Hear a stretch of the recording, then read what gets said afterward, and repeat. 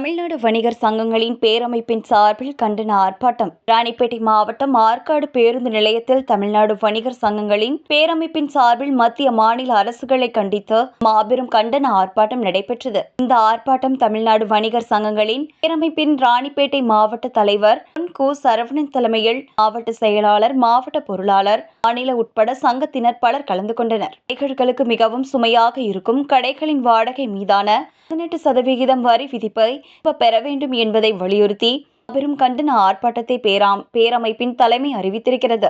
இதனைத் தொடர்ந்து ராணிப்பேட்டை மாவட்டம் சார்பாக ஆர்ப்பாட்டமானது நடைபெற்றது. வணிகர்களின் வாழ்வாதாரத்தை சுரண்டு கொண்டிருக்கும் நாட்டு ஆன்லைன் வர்த்தகத்தை தடை செய்ய வேண்டும் எனவும், அரசின் கடைகளின் வாடகை மீதான 18% வரி விதிப்பை பெற்றிட வலியுறுத்தியும், மாநில அரசு ஆண்டுதோறும் 6% கூடுதல் சொத்து வரி விதிப்பை திரும்ப பெற்றிட வலியுறுத்தியும், உரிமை கட்டண உயர்வு மற்றும் வரி உயர்வு ரத்து செய்ய கோரியும் வரி மாநிலம் முழுவதும் ஒரு சீராக அறிவித்திட வலியுறுத்தியும் இந்த ஆர்ப்பாட்டத்தின் கோரிக்கையாக உள்ளது.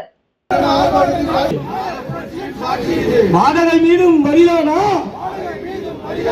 அரசு நிலையில் சரிதானா? வாடகை மீதும் வரிதானா? அரசு நிலையில் சரிதானா?